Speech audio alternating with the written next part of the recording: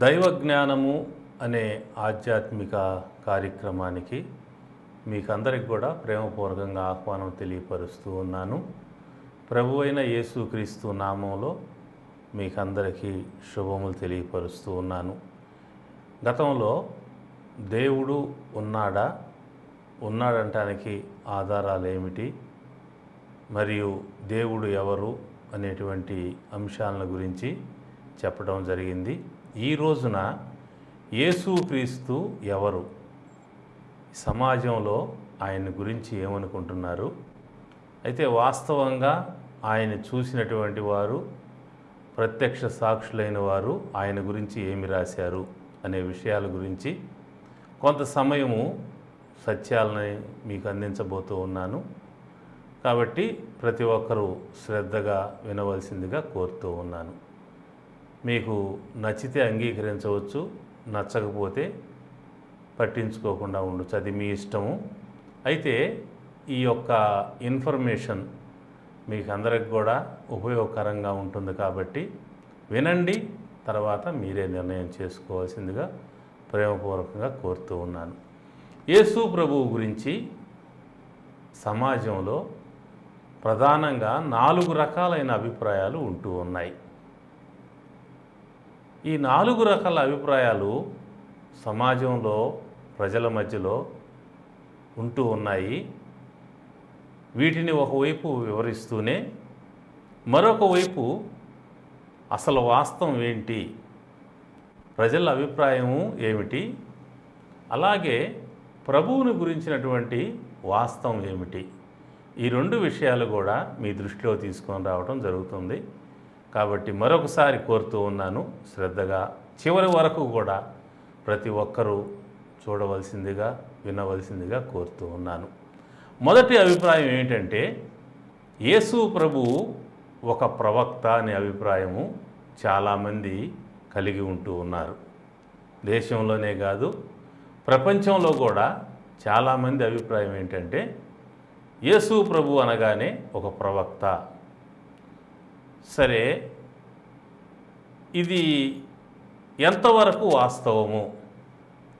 యేసు ప్రభువు ఆ అభిప్రాయాన్ని అంగీకరించారా, లేకపోతే ఆయన దాని గురించి ఏమైనా వివరణ ఇచ్చారనేటువంటిది బైబిల్లోంచి మనం చూద్దాం. ఎందుకంటే యేసు ప్రభువు గురించి మనకి ఏ వివరం కావాలన్నా కూడా మనం సంప్రదించాల్సినటువంటి ఒకే ఒక గ్రంథం బైబిల్ గ్రంథం. బైబిల్ గ్రంథంలో ఉన్న ఇన్ఫర్మేషన్ మాత్రమే యేసు ప్రభువు గురించి మనకు ఖచ్చితంగా జ్ఞానాన్ని కలిగిస్తుంది.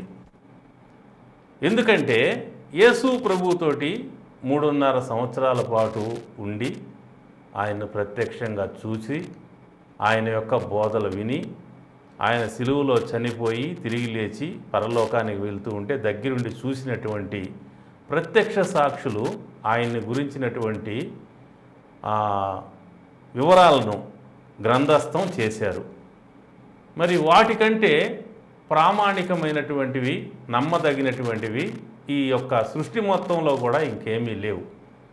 చరిత్ర గ్రంథాలు కావచ్చు, మత గ్రంథాలు కావచ్చు, వివిధ మేధావులు అనబడిన వారు రాసిన గ్రంథాలు కావచ్చు, ఏవైనప్పటికీ కూడా ప్రత్యక్ష సాక్షులైన వారు ప్రభువుని గురించిన రాసినటువంటి వివరాల తర్వాతనే మిగతా వాటి స్థానం ఉంటుంది. కాబట్టి మొదటిగా యేసు ప్రభువు గురించి ఆయన ఏం చెప్పాడు, శిష్యులు ఏమి రాశారు అనేది మనం పరిశీలన చేయవలసి ఉంది.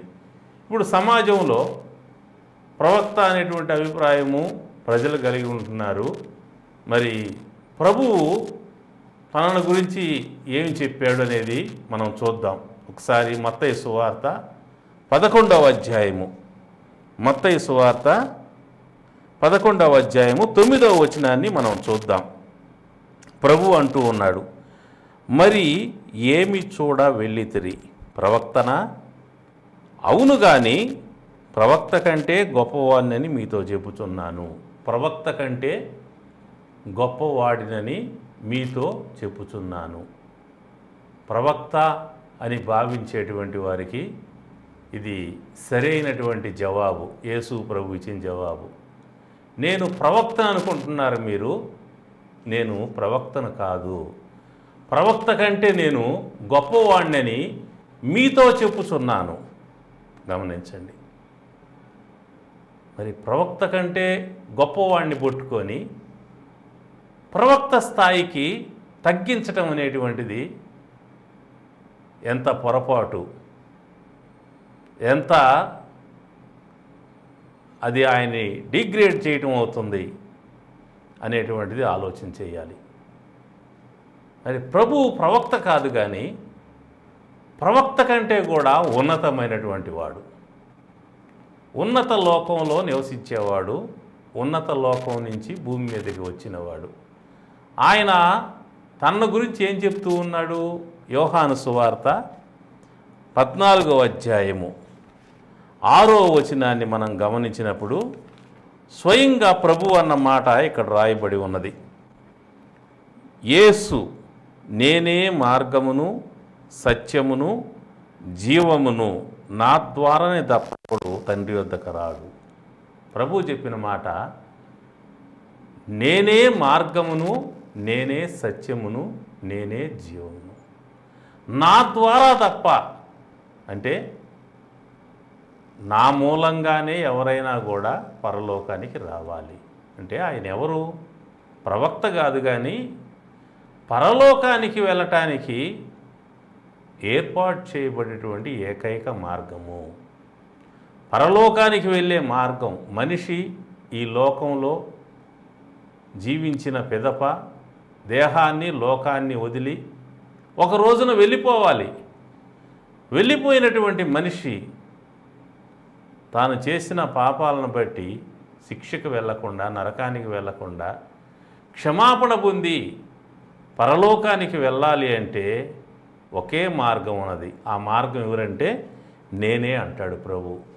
కాబట్టి ఆయన పరలోకానికి వెళ్ళేటువంటి మార్గము. ఏ మనిషి అయినా పరలోకానికి వెళ్ళాలంటే ప్రభువుని ఆశ్రయించక తప్పదు. సిలువలో ఉన్న దొంగ చివరి క్షణాల్లో ప్రభువులో ఉన్నటువంటి ఔన్నత్యాన్ని, ఆయన ప్రవక్త కాదు, ప్రవక్త కంటే గొప్పవాడు అనే విషయాన్ని గుర్తించి, పరలోకానికి ఆయనే మార్గం అనే విషయాన్ని గుర్తించి చివరిలో ఆయన్ని ఆశ్రయించాడు. యేసయ్యా, నీ రాజ్యంలోకి వచ్చినప్పుడు నన్ను కూడా జ్ఞాపకం చేసుకోండి. వెంటనే ప్రభు అన్నాడు, నేడు నీవు నాతో కూడా పరదైసులో ఉందు అని నిశ్చయముగా నీతో చెబుతున్నా. పరదైసులోకి లేదా పరలోకంలోకి ఒక మనిషి ప్రవేశించాలి అంటే యేసు ప్రభువే దానికి మార్గము, యేసు ప్రభువే దానికి అధిపతి అయి ఉన్నాడు. ఆయన అనుమతి లేకుండా ఏ మనిషి కూడా దైవలోకంలో ఎంటర్ కాలేడు. కాబట్టి ప్రవక్త అని భావించేవారు ఈ అభిప్రాయము యేసు ప్రభువు చెప్పిన వాస్తవానికి సరితూగటం లేదు, అది సరికాదు అనే విషయాన్ని గమనించి ప్రభువు తన గురించి చెప్పినటువంటి సత్యాలని అంగీకరించవలసిందిగా, దైవలోకంలో ప్రవేశించుటకు మరి దేవుడు ఏర్పాటు చేసినటువంటి ఆ చక్కని మార్గంలో ముందుకు సాగవలసిందిగా ప్రేమతో కోరుతూ ఉన్నాను. కొంతమంది అంటారు, యేసు ప్రభువు ఆనాటి యూదులకేనండి మార్గము, ఆనాటి సమాజానికేనండి మార్గము, ఆయన తర్వాత చాలామంది వచ్చారు, మరి వారు కూడా మార్గాలు అయి ఉన్నారని చెప్పేవాళ్ళు కూడా ఉన్నారు. రైట్. యేసు ప్రభువు మరి ఆయనకి పూర్వము దైవ సేవకులు ఉన్నారు, ఆయన తర్వాత దైవ సేవకులు ఉన్నారు, వాస్తవమే. అయితే వారందరూ కూడా మనుషులే, కానీ వాళ్ళు ఎవరు కూడా మార్గము కాదు. అందుకని యేసు ప్రభు అన్నాడు, మనుషులందరిలో కూడా మార్గము ఎవరు అంటే నేనే ఆ మార్గాన్ని, నా ద్వారానే తప్ప ఎవడు కూడా పరలోకంలో తండ్రి వద్దకు రాడు అనే మాట చెప్తాడు. కాబట్టి పరలోకానికి వెళ్ళాలి అంటే ప్రభువే మార్గం అని ఇలాంటి అభిప్రాయం కలిగిన వారు గ్రహించి ప్రభు వైపు తిరిగి ఆయన్ని వెంబడించాల్సిందిగా కోరుతూ ఉన్నాను. ఇక రెండవదిగా ప్రజల్లో ఉన్న అభిప్రాయం ఏంటంటే యేసు ప్రభు అనగానే తెల్లవారి దేవుడు, అంటే అమెరికా వాళ్ళ దేవుడు, ఇంగ్లాండ్ వాళ్ళ దేవుడు అనేటువంటి అభిప్రాయం. గమనించండి, అమెరికా వాళ్ళకు ఒక దేవుడు, ఇంగ్లాండ్ వాళ్ళకు ఒక దేవుడు, ఆఫ్రికా వాళ్ళకు ఒక దేవుడు, మరి ప్రపంచంలో వివిధ దేశాలు ఉంటే దేశానికి ఒక దేవుడు ఈ ప్రపంచంలో లేడు. మనుషులు ఏర్పాటు చేసుకున్నారు. ఇంటికి ఒక దేవుణ్ణి, కులానికి ఒక దేవుణ్ణి, మతానికి ఒక దేవుణ్ణి, దేశాలకు దేవుణ్ణి మనుషులు ఏర్పాటు చేసుకున్నారు. మనుషుల్ని దేవుళ్ళుగా ఏర్పాటు చేసుకున్నారు. కానీ మనిషిని చేసిన దేవుడు ఒక్కడే ఉన్నాడు. ఆ మనిషిని చేసినటువంటి దేవుడు మరి తన గురించినటువంటి సాక్ష్యాన్ని ఆయన బైబిల్ గ్రంథంలో రాయించాడు. ఆయన తెల్లవారి దేవుడు కాదు, ఆయన నల్లవారి దేవుడు కాదు, ఆయన చామన ఛాయ గలవారి దేవుడు కాదు, ఆయన ఒక కులం వాళ్ళు, ఒక మతం వాళ్ళు, ఒక రంగు వాళ్ళు, ఒక దేశం వాళ్ళ దేవుడు కాదు. బైబిల్లో ఆయన గురించి రాయబడిన మాట యేసుక్రీస్తు అందరికీ ప్రభువు అనే మాట రాయబడింది. అపోస్తల కార్యములు 10వ అధ్యాయమునందు 36వ వచనంలో మనం చూసినప్పుడు అక్కడ ఆ మాట రాయబడి యేసుక్రీస్తు అందరికీ చెందినవాడు. ఆయన కొందరివాడు కాదు, ఆయన అందరివాడు. అమెరికాలో పుట్టలేదు ఆయన, ఇంగ్లాండ్లో పుట్టలేదు ఆయన, భారతదేశము ఏ ఖండంలో అయితే ఉందో అదే ఆసియా ఖండంలో పుట్టాడు. ఆయన పుట్టినటువంటి దేశము ఇజ్రాయేలు. ఆ ఇజ్రాయేలు క్యాపిటల్ అయినటువంటి రాజధాని అయినటువంటి జెరూసలేముకు పక్కన ఉన్న బెత్లెహేములో ఆయన పుట్టాడు. కాబట్టి ఇంగ్లాండ్ వాడు కాదు ఆయన, అమెరికా వాడు కాదు, ఆయన ఆసియా ఖండానికి చెందినవాడు అనే విషయాన్ని గమనించి ఆయన అందరి వాడు అనేటువంటిది గమనించాలి. బైబిల్ అదే చెప్తుంది, ఆయన అందరి వాడు. దేవుడు లోకమును ఎంతో ప్రేమించాడు. ఒక కులం వాళ్ళని, ఒక మతం వాళ్ళని, ఒక దేశం వాళ్ళని, ఒక రంగు వాళ్ళని కాదు ఆయన ప్రేమించి, అందరినీ ప్రేమించే దేవుడు. అందుకనే లోకమంతా ఆయన నమ్ముకుంది. ఆయన అందరి వాడు కాబట్టి ఒక దేశంలో వాళ్ళే నమ్ముకోవాలా ఆయన్ని, ఒక కులం వాళ్ళు, ఒక మతం వాళ్ళు, ఒక వర్గం వాళ్ళు కాదు, అన్ని దేశాల వాళ్ళు, అన్ని కులాల వాళ్ళు, అన్ని మతాల వాళ్ళు, అన్ని భాషలు మాట్లాడు, అన్ని జాతులకు చెందిన అందరూ కూడా ప్రభువుని దేవుడిగా స్వీకరించారనే విషయాన్ని జ్ఞాపకం చేస్తూ, అలాంటి అభిప్రాయం కలిగిన వారు అభిప్రాయం కరెక్ట్ కాదని, ఆయన అందరికీ చెందినటువంటి వాడని, మరి నిశ్చయంగా అమెరికా ఇంగ్లాండ్కి చెందినవాడు కాదని అందరి వాడని గమనించాలని కోరుతూ ఉన్నాను. ఇక మూడవదిగా ఆయన్ని గురించి ప్రజల్లో ఉన్న అభిప్రాయం ఏంటంటే, యేసు ప్రభువు ఈ మధ్య వచ్చిన దేవుడు, అంటే 2000 సంవత్సరాల నాడు వచ్చిన దేవుడు. 2000 సంవత్సరాల పూర్వం కూడా భూమి ఉంది కదా, మనుషులు ఉన్నారు కదా, నాగరికతలు ఉన్నాయి కదా. అంతకుముందు ఎవరు దేవుడు? ఆయన 2000 సంవత్సరాల తర్వాత దేవుడు, ఈ మధ్య వచ్చిన దేవుడు. అంతకుముందు ఎవరు దేవుడు అంటే దేవుని వాక్యం చెబుతుంది 2000 సంవత్సరాల నుంచి యేసు ప్రభు దేవుడు కాదు, ఆయన మనిషిగా వచ్చి 2000 సంవత్సరాలు అయింది. పరలోకం వదిలిపెట్టి భూలోకంలోకి నరునిగా వచ్చి 2000 సంవత్సరాలు అయింది. అయితే నరునిగా రాకముందు కూడా ఆయన ఉన్నాడు. ఎక్కడున్నాడు? పరలోకంలో ఉన్నాడు. 90వ కీర్తనలో ఆయన గురించి రాయబడిన మాటను నేను చదివి వినిపిస్తాను, మీరు జాగ్రత్తగా ఆలకించాల్సిందిగా కోరుతూ ఉన్నాను. 90వ కీర్తన 1-2 వచనాలు. ప్రభువా, తరతరముల నుండి మాకు నివాస స్థలము నీవే. పర్వతములు పుట్టక మునుపు, భూమిని లోకమును నీవు పుట్టింపక మునుపు, యుగ యుగములు నీవే దేవుడవు. ఈ మధ్య వచ్చిన దేవుడు కాదండి ఆయన. భూమిని లోకమును పుట్టింపక మునుపు అంటే భూమి, ఆకాశము, సూర్యుడు, చంద్రుడు, నక్షత్రాలు సృష్టి ఏది లేక మునుపు యుగ యుగముల నుంచి ఉన్న దేవుడు ఆయన. అది గమనించాలి. యుగ యుగములు నీవే దేవుడవు, ఆయనే దేవుడు. ఆ తర్వాత యోహాను సువార్తలో ఇదే మాట దేవుడు రాయించాడు. యోహాను సువార్త 1వ అధ్యాయము 1వ వచనం నుంచి చదువుతాను, మీరు గమనించాల్సిందిగా కోరుతూ ఉన్నాను. ఆదియందు వాక్యము ఉండెను, వాక్యము దేవుని యొద్ద ఉండెను, వాక్యము దేవుడై ఉండెను. ఆయన ఆదియందు దేవుని యొద్ద ఉండెను, సమస్తము ఆయన మూలముగా కలిగెను, కలిగి ఉన్నదేది ఆయన లేకుండా కలుగలేదు. ప్రభువు గురించి రాయబడే మాట. సమస్తము ఆయన మూలముగా కలిగెను, కలిగి ఉన్నది ఏది ఆయన లేకుండా కలుగలేదు. అంటే ఈ భూమి, ఈ ఆకాశం, సూర్యుడు, చంద్రుడు, నక్షత్రాలు, యావత్తు ప్రపంచము, యావత్తు జీవరాశి ఆయన మూలముగా కలిగాయి. ఆయన అన్నింటికంటే ముందు ఉన్నవాడు, ఆది యందు ఉన్న దేవుడు. అదే మాట 90వ కీర్తనలో నేను చదివి వినిపించా. భూమిని లోకమును పుట్టింపును యుగ యుగములు ఆయనే దేవుడు. కాబట్టి ఆది నుంచి ఉన్న దేవుడు, ఈ మధ్య వచ్చిన దేవుడు కాదు. భూమి ఆకాశం ఏది లేకముందు ఆయన దేవుడు. సమస్తం కలుగు చేసిన తర్వాత మానవులను రక్షించుట కోసము, మానవుల్ని కాపాడటం కోసము, వారి పాపములకు వెల చెల్లించి విమోచనం కలిగించి అందరూ దైవలోకంలో తనతోటి ఉండే విధంగా ఏర్పాటు చేయడం కోసం మనిషిగా వచ్చాడు.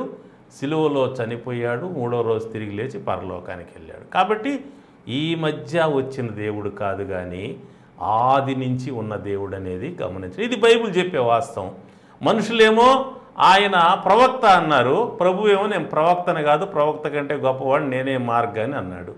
మనుషులేమో ఆయన తెల్లవాళ్ళ దేవుడు అన్నాడు, బైబిల్ ఏమో ఆయన అందరికీ చెందినవాడు, ఒక కులం ఒక మతానికి చెందినవాడు, అందరినీ ప్రేమించేవాడు, అందరికి చెందినవాడు, అందరి కోసం వచ్చి చనిపోయి తిరిగి లేచి పరలోకానికి వెళ్ళి అందరూ రక్షణ పొందాలని ఎదురు చూస్తున్న దేవుడు అని చెప్తుంది.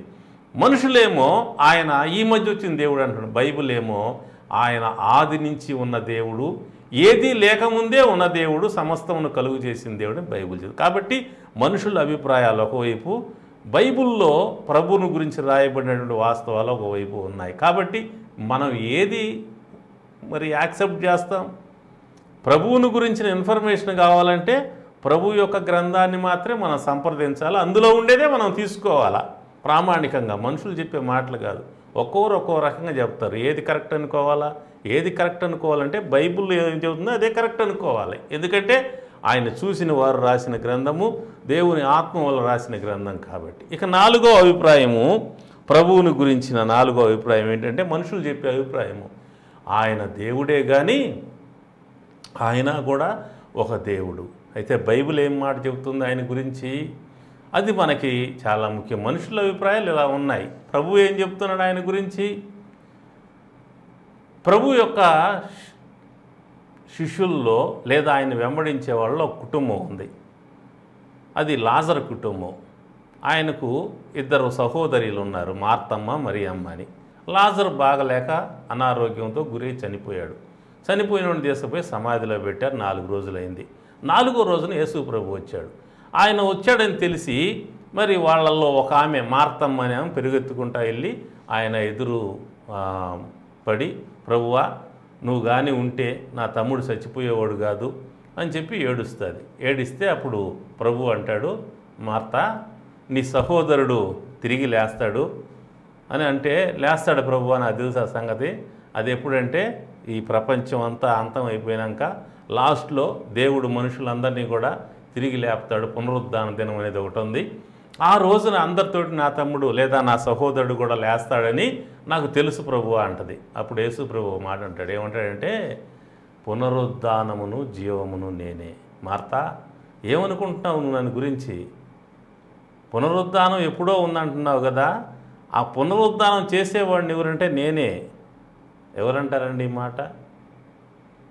ఎవరు అనగలరు? ఎవరికి అంత ధైర్యం ఉంది? చెప్పటం సులభమే, కానీ యేసయ్య అక్కడికి పోయి లేపేశాడు ఆ చచ్చిపోయినోడిని. చచ్చిపోయి 4 రోజులు సమాధిలో ఉన్నోడి దగ్గరికి వెళ్ళాడు, నిలబడ్డాడు. లాజరు బయటికి రానంగానే 4 రోజులు సమాధిలో ఉన్నటువంటి లేచి బయటకు వచ్చేసాడు. యేసయ్య అన్నాడు, పునరుద్ధానమును జీవమును నేనే, జీవం ఇచ్చేవాడిని నేనే, తిరిగి లేపేవాడిని నేనే, ఆది అంతము నేనే అన్నాడు. యోహాను రాసిన ప్రకటన గ్రంథం 1వ అధ్యాయం 8వ వచనంలో ఆది అంతము నేనే, మార్గము సత్యము నేనే, పునరుద్ధానము జీవము నేనే. అంటే నేను తప్ప ఇంకెవరు ఈ పని చేయలేరు. లోకంలో ఎంతోమంది ఉన్నారు, గొప్పవాళ్ళు ఉన్నారు, అన్ని దేశాల్లో ఉన్నారు, కానీ ఈ విధంగా చేయగలిగినటువంటి వారు ఎవరు కూడా లేరు. యేసు ప్రభువు తాను ఈ సమస్తాన్ని కలుగు చేసిన దేవుణ్ణి ప్రపంచాన్ని నమ్మించడానికి ఒక పని చేశాడు. ఏంటంటే ఈ దేవాలయాన్ని పడగొట్టండి, 3 రోజులు దాన్ని లేపుతానన్నాడు. అంటే నన్ను చంపండి, నేను 3 రోజులు తిరిగి లేస్తానని దాని అర్థం. ఈ శరీరం అనే దేవాలయాన్ని మీరు పడగొట్టండి, 3 రోజులు దాన్ని లేపేస్తా అన్నాడు. వాళ్ళు తీసుకుపోయి సిలువ వేసి చంపి సమాధి చేసి సమాధికి పెద్ద రాయి పెట్టేసి మిలిటరీని కాపలా పెట్టారు. కానీ మూడో రోజు రాగానే ప్రభువు లేచి బయటకు వచ్చాడు. రాయి ఆపలేకపోయింది, సమాధి ఆపలేకపోయింది, మరణం ఆపలేకపోయింది, మిలిటరీ ఆపలేకపోతే ఏది ఎవరు ఆపలేకపోయారు ఆయన్ని. మరణం ఆయన్ని బంధించుట అసాధ్యము అని దేవుని వాక్యం చెప్తుంది. ఎందుకంటే ఆయన జీవం, పునరుద్ధానం నేనే, జీవము నేనే, నేను జీవాన్ని అయి ఉన్నాను, నన్ను మరణం ఏం చేయలేదు, నన్ను చంపండి, అందుకని నన్ను చంపండి, నేను మూడో వదిలేస్తా అన్నాడు. ఎంతోమంది భూమి మీద దేవుళ్ళు, దేవతలు, మహానుభావులు అనబడిన వారు ఎందరో ఉన్నారు. చావు దగ్గరికి వచ్చేళ్ళకి అందరూ ఓడిపోయారు చావు చేతిలో. చచ్చిపోయినవాడు మనిషి, చావును జయించిన వాడు దేవుడు. దేవుడు తన దైవత్వాన్ని రుజువు చేయటానికి చావును కోరుకున్నాడు, చావుకు ఎదురెళ్ళాడు. వాళ్ళు ఎతుక్కుంటా వస్తే ఎవరు ఎదుగుతున్నారు, మేము వేసి ఎదుగుతున్నాం, నేనే ఆయన అన్నాడు. తనను తాను అప్పగించుకున్నాడు. ఎవరు ఆయన పట్టకపోలా, ఆయన అప్పగించుకొని సిలువ వేయించుకొని ప్రాణం పెట్టి మూడో రోజు తిరిగి లేచి తన మహిమను చూపించాడు ప్రపంచానికి. అందుకే ప్రపంచంలో అన్ని దేశాల్లో యేసు ప్రభువుని నమ్మేశారు. అన్ని దేశాల్లో ప్రజలు యేసు ప్రభువుని నమ్ముకున్నారు. ఎందుకు? కారణం ఏంటంటే ఆయన దేవుళ్ళలో ఒక దేవుడు కాదు, ఆయన వంటి దేవుడు ఎవరూ లేరు. ఆయనలాగా మనుషుల కోసం వచ్చి మనుషుల పాపాలు మోసి మనుషుల పాపాలకు వెల చెల్లించి పాపముల నిమిత్తమై సిలువలో చనిపోయి పరిశుద్ధ రక్తాన్ని కార్చిన వారు ఎవరు లేరు. ఆయనలాగా చావుని జయించి మూడో రోజు తిరిగి లేచిన వాళ్ళు ఎవరు లేరు.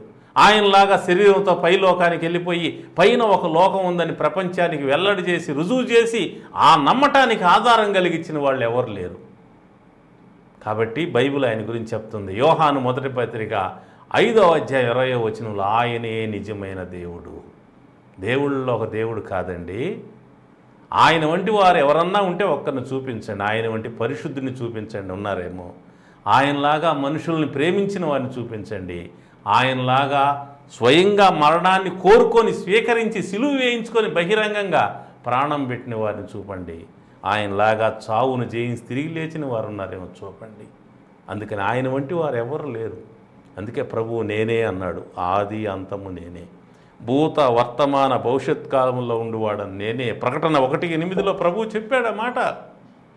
కాబట్టి ప్రియమైన వారులారా గమనించండి, ప్రభువు ప్రవక్త కాదు, ప్రభువు తెల్లవారి దేవుడు కాదు, ప్రభువు ఈ మధ్య వచ్చిన దేవుడు కాదు, ప్రభువు దేవుళ్ళలో ఒక దేవుడు కాదు, సమస్తమును కలుగు చేసిన దేవుడు, మనల్ని ప్రేమించే దేవుడు, మన పాపములకు వెల చెల్లించడం కోసం వచ్చిన దేవుడు, తన పరిశుద్ధ రక్తాన్ని మన కొరకు దారబోసిన దేవుడు, రక్తము వలన పాపాలకు ప్రాయశ్చిత్తమును కలుగు చేసి దేవుని యొక్క పరిశుద్ధ రక్తము వలన ప్రతి ఒక్కరికి క్షమాపణ కలిగించిన దేవుడు. ఆయన సిలువ అనేది మోయకపోతే, సిలువలో ఆయన రక్తాన్ని దారబోయకపోతే మానవ జాతి క్షమాపణ అనేది దొరకదు. అందుకే రావాల్సి వచ్చింది ఆయన. మనిషిని క్షమించాలి అంటే మనిషి చేసిన పాపాలకు శిక్ష ఎవరు భరించాలి? నేను దేవుణ్ణి కదా, నాకు అధికారం ఉంది కదా, నా అంతటి నేను రద్దు చేసేస్తాను అంటానికి లేదు. సామాన్యుడైనా కూడా అంటాడు దేవుడి దగ్గర, నువ్వేం దేవుడు అయ్యా, నువ్వెట్ట క్షమిస్తావు? వాడన్ని పాపాలు చేస్తే, వాడన్ని తప్పులు చేస్తే అలాంటి వాడు నీ దగ్గరికి వస్తే క్షమిస్తావా? ఎట్ట క్షమిస్తావు నువ్వు? వాడు చేసిన తప్పులకి ఎవడు శిక్ష అనుభవిస్తాడు అని దేవుడిని ప్రశ్నించి దేవుడు సమాధానం చెప్పలేడు. అందుకనే సిలువను ఏర్పాటు చేశాడు.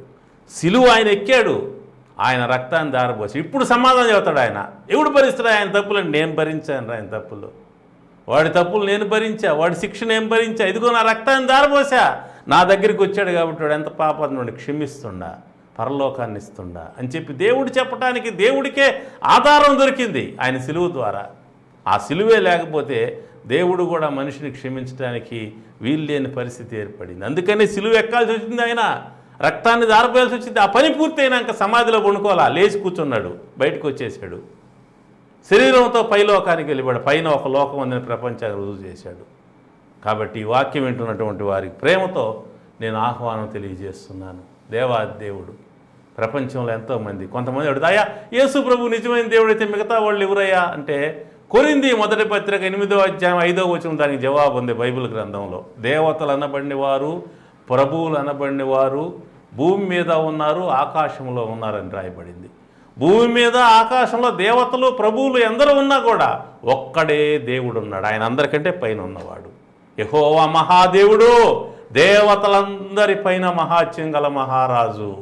ఆ మహాదేవుడు సమీపింపరాని తేజస్సులో వసించిన మహాదేవుడు, ఆ మహారాజు నీ కోసం నా కోసం మనిషిగా లోకానికి వచ్చాడు. రాజుల రాజుగా ప్రభువులు ప్రభువుగా ఉన్నటువంటి ఆ మహాదేవుడు నీ కోసం నా కోసం ఈ లోకానికి వచ్చి మన పాపాలు మోసే గొర్రెపిల్లగా ఆయన మారి ఆయన సిలువలో ఆయన రక్తాన్ని దారిపోయింది. నేను ఈ లోకానికి పరిచారం చేయించుకోవడానికి రాలా, సేవ చేయించుకోవడానికి రాలా, సేవ చేయడానికి వచ్చాను, నా ప్రాణాన్ని ఇవ్వటానికి వచ్చాను. అనేకులకు ప్రతిగా, అనేకులకు బదులుగా నా ప్రాణాన్ని ఇవ్వటానికి వచ్చాను. విమోచన క్రయధనముగా నా ప్రాణాన్ని ఇవ్వటానికి వచ్చాను ప్రభువు చెప్పాడు. కాబట్టి ప్రపంచానికి విమోచన కలిగించటం కోసం మహాదేవుడు భూమి మీదకి వచ్చి సిలువలో ప్రాయచిత్తం చేసి పాపాలకు ప్రైస్ వెల అనేది ఆయన పే చేశాడు. ఇప్పుడు ఆయన దగ్గరికి ప్రతి ఒక్కరు రావచ్చు.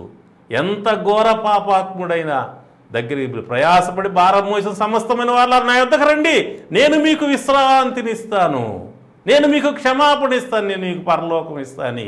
ప్రేమతో ఆ దయగల దేవుడు ఆహ్వానిస్తూ ఉన్నాడు. మనిషిని కులం రక్షించలేదు, మతం రక్షించలేదు, మరి ఏది రక్షించలేదు. రక్షకుడు యేసుక్రీస్తు నరకం నుంచి రక్షించువాడు, దుష్టశక్తుల నుంచి రక్షించువాడు, మరణం నుంచి రక్షించువాడు, అన్ని గండాలు ఉపద్రవాల నుంచి కాపాడే దేవుడు, ఈ లోకంలో కాపాడువాడు.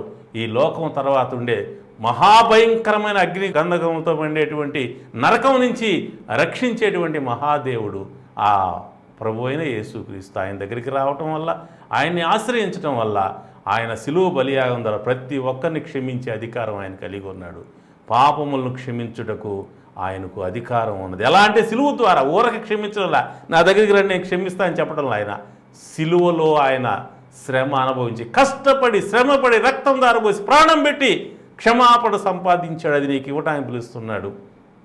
నువ్వు ఆలస్యం చేయక వచ్చి ప్రభువా నా పాపాలు క్షమించు, నీ రక్తం నన్ను కడుగు, నన్ను నీ బిడ్డగా చేసుకో, నేను చచ్చిపోతే నరకానికి పోకుండా పరలోకం చేసుకుని చిన్న ప్రార్థన చేసే సిలువలో దొంగలాగా వెంటనే నువ్వు క్షమించబడతావు. నువ్వు ఎప్పుడు వెళ్ళినా కూడా దేవునితోటి ఉంటావు. ఈ యొక్క మహిమ కలిగినటువంటి ప్రభు మహిమ కలిగిన ప్రపంచంలో నీకు చోటు ఇవ్వడానికి వచ్చాడు. ఆయన్ని అంగీకరించి ఆయన యొక్క మార్గంలో నడిచి ఆయన ఆశీర్వాదాలు పొందాల్సిందిగా ప్రేమతో ఆహ్వానిస్తాం. ప్రభు మిమ్మల్ని అందరినీ దీవించునుగాక. చిన్న ప్రార్థన చేస్తాను. తండ్రి, ఈ వాక్యం విన్న అందరినీ వారి కుటుంబాలు దీవించి అందరూ నీవు నిజమైన దేవుడు అని గుర్తించి నీ వైపు తిరిగి రక్షణ పొందేలాగా అనుగ్రహించమని యేసు నామములో ప్రార్థిస్తున్నాను తండ్రి. ఆమేన్. తండ్రి, కుమార, పరిశుద్ధ ఆత్మ దేవుని దీవెనలు ఈ యొక్క వాక్యాన్ని విన్న అందరికీ, ప్రభువుని అంగీకరించిన అందరికీ సదాకాలం తోడై ఉండుగాక. ఆమేన్. ఆమేన్.